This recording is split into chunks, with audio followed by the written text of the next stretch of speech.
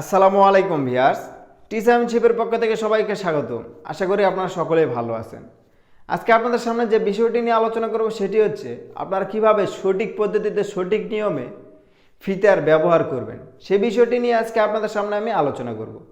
তো ভিডিওটি শুরু করার আগে এখনও যারা আমার চ্যানেলটিকে সাবস্ক্রাইব করেননি তারা আমার চ্যানেলটিকে সাবস্ক্রাইব করুন এবং পরবর্তী ভিডিওর নোটিফিকেশন পাওয়ার জন্য পাশের বেল আইকনটি অন করে রাখুন। আর যারা আগের থেকে আমার চ্যানেলকে সাবস্ক্রাইব করে রেখেছেন তাদেরকে অসংখ্য ধন্যবাদ আমার চ্যানেলের সঙ্গে থাকার জন্য এবং আমাকে সাপোর্ট করার জন্য। তো চলুন কথা না বেড়ে শুরু করি আজকের আলোচনার বিষয়টি।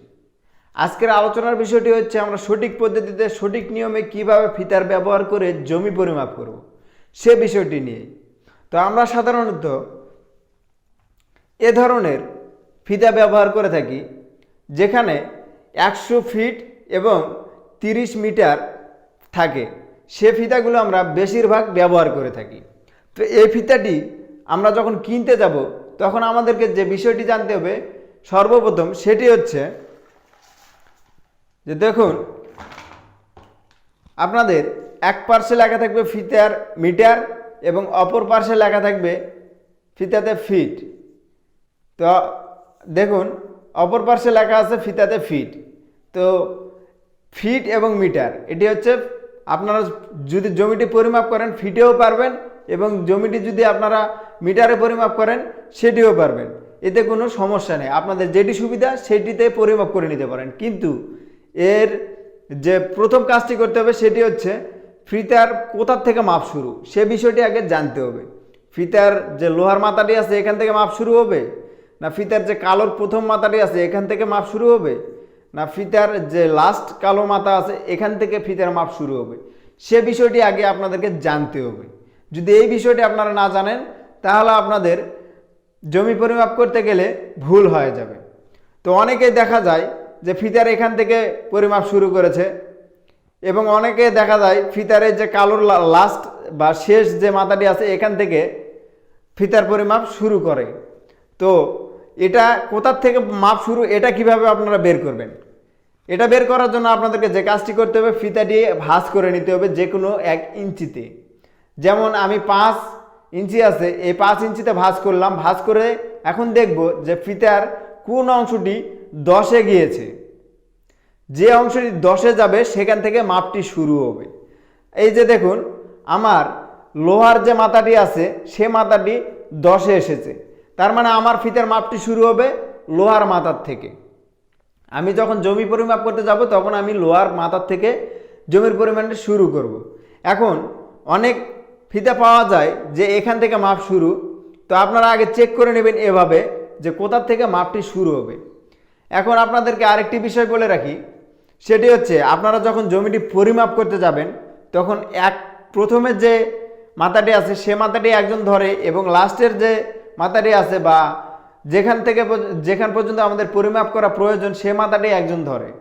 তো এই দুইজন ধরার কারণে দেখা যাচ্ছে যে আপনি ধরেছেন ফিটে এবং পরবর্তী যে ব্যক্তিটি আছে বা দ্বিতীয় যে ব্যক্তিটি আছে সে ব্যক্তিটি ধরতেছে মিটারে। যদি আপনি ধরেন ফিটে আর ওই ব্যক্তিটি যদি ধরে মিটারে তাহলে কিন্তু পরিমাণটি মিলতেছে না। কারণ দেখুন এখানে যদি 2 ফিট থাকে, এই 2 ফিটের এখানে বিপরীতে মিটারে দেওয়া আছে 60, তাহলে এই 2 ফিট আর 60-এ কি আপনাদের জমিটি মিলবে? আপনাদের কখনোই জমির পরিমাণটি মিলবে না। তো এজন্য আমাদেরকে অবশ্যই খেয়াল রাখতে হবে যে আপনি যদি ধরেন ফিটে তাহলে এই অপর প্রান্তও যেন ফিটে ধরে। আপনি যদি ধরেন মিটারে প্রথম মাথা এবং অপর প্রান্তও যেন ধরে মিটারে অপর মাথা। তো আপনাদেরকে একটি উদাহরণ দেখাই। যেমন দেখেন আমি এই ব্ল্যাকবোর্ডটি পরিমাপ করব। আমার ফিতার পরিমাপ এখান থেকে শুরু হলে এই পর্যন্ত আমার কয় ফিট আছে ব্ল্যাকবোর্ডটি সেটি আগে আপনাদেরকে আমি পরিমাপ করে দেখাই। দেখুন ব্ল্যাকবোর্ডের এই যে লোহার মাথাটি আছে এই লোহার মাথাটি আমি এখানে ধরব, ধরার পরে এখান পর্যন্ত দেখব। তো আমার এখানে আছে 4 ফিট 1 ইঞ্চির একটু কম, 4 ফিট 1 ইঞ্চির একটু কম এই লোহার মাথার থেকে। এখন যদি আমি না জানি যে আমার লোহার মাথা পর্যন্ত আমার ফিতার মাপ শুরু, আমি যদি এখান থেকে পরিমাপ করি তাহলে কি হবে দেখেন। এখান থেকে যদি আমি পরিমাপ করি তাহলে আমার এখানে 4 ফিট 1.5 ইঞ্চি, তার মানে আমার এখানে প্রায় 1 ইঞ্চি বেড়ে গিয়েছে। ফিতাতে আমার 1 ইঞ্চির পরিমাপ বেড়ে গিয়েছে, কিন্তু আমার জমির পরিমাণ কিন্তু কম থাকলো এবং ফিতাতে হিসাব করে দেখলাম আমাদের বেশি হলো। তার মানে 1 ইঞ্চির একটি ডিস্টেন্স হয়ে গেল। এখন যদি আমি না জানি যে আমার এখান থেকে পরিমাপ শুরু না এখান থেকে শুরু, অনেক ক্ষেত্রে দেখা যায় এখান থেকেও কেউ পরিমাপ করে থাকে। তো এক্ষেত্রে যদি আমি এখান থেকে পরিমাপ করি তাহলে কি হবে দেখেন, আমি এখান থেকে এই পর্যন্ত যদি পরিমাপ করি তাহলে 4 ফিট 4 ইঞ্চি, তার মানে আমার 4 ইঞ্চি জমিটা বৃদ্ধি হয়ে গেল পরিমাপে, কিন্তু জমিতে কম থেকে গেল। তো অবশ্যই আমাদেরকে সর্বপ্রথম খেয়াল রাখতে হবে যে ফিতার মাপ কোথা থেকে শুরু, সে বিষয়টি। তারপরে আমাদের যে দ্বিতীয় নম্বর বিষয়টি, সেটি হচ্ছে আমাদেরকে জানতে হবে যে আপনি যেখান থেকে মাপ শুরু করতেছেন বা নকশা থেকে যদি আপনারা মাপটি তোলেন তাহলে অবশ্যই ফিটে রূপান্তর করবেন।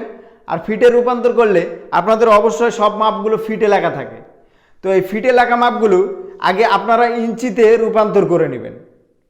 ইঞ্চিতে রূপান্তর না করে নিয়ে আপনারা জমি পরিমাপ করবেন না, তাহলে জমির পরিমাণটি মিলবে না। তো এই ফিট থেকে ইঞ্চিতে কিভাবে রূপান্তর করতে হয় এবং ইঞ্চিকে ফুটে কিভাবে রূপান্তর করতে হয় এ নিয়ে আমার একটি ভিডিও আছে, চাইলে আপনারা সেই ভিডিওটি দেখে নিতে পারেন, আমি ডিসক্রিপশন বক্সে দিয়ে দিব। তো আপনাদের জমি পরিমাপ করতে গেলে আগে সর্বপ্রথম জানতে হবে যে ফিতার মাপ কোথা থেকে শুরু। দ্বিতীয় নম্বর হচ্ছে আপনি যে ফিটে নকশা থেকে তুলেছেন সে ফিটটাকে আগে ইঞ্চিতে রূপান্তর করে নেওয়ার পরে ইঞ্চিতে ধরতে হবে। এবং তৃতীয় নম্বর যে কাজটি হচ্ছে আমাদের ফিতাটি গোছাতে হবে সুন্দরভাবে বা ভালোভাবে। যেমন আমরা ফিতা গোছানোর সময় অনেক সময় দেখি ভাঁজ হয়, ভিতরে ঢুকে চলে যায়। তো এই ক্ষেত্রে আমাদের কি হয়, আমাদের ফিতাটি নষ্ট হওয়ার সম্ভাবনাটি বেশি থাকে। তো আমাদেরকে এভাবে সুন্দরভাবে ফিতাটি গুছাতে হবে যাতে করে ফিতাটি ভাঁজ না হয়ে যায়। তো ফিতাটি যদি ভাঁজ হয়ে ঢোকে তাহলে আমাদের অনেক সময় ফিতা বের করতে পারি না বা ফিতা বের হয় না, তখন আমাদের কি করতে হয়, এই ক্যাসিংটি খুলে আমাদেরকে ফিতাটি আবার বের করতে হয়। তো অবশ্যই আমাদেরকে ফিতাটি ঢুকানোর সময় সুন্দরভাবে এবং ভালোভাবে সোজাভাবে ঢুকাতে হবে যাতে করে কোনো ভাঁজ না হয়। তো এভাবে আমাদেরকে জমি পরিমাপ করতে গেলে ফিতাটির ব্যবহার করতে হবে। তো ভিডিওটি যদি আপনাদের ভালো লেগে থাকে তাহলে অবশ্যই আমার ভিডিওতে একটি লাইক করবেন, কমেন্ট করবেন এবং শেয়ার করবেন। আর সাবস্ক্রাইব করতে ভুলবেন না। টিচারম্যানশিপের সঙ্গে থাকার জন্য আপনাদেরকে অসংখ্য ধন্যবাদ। আল্লাহ হাফেজ।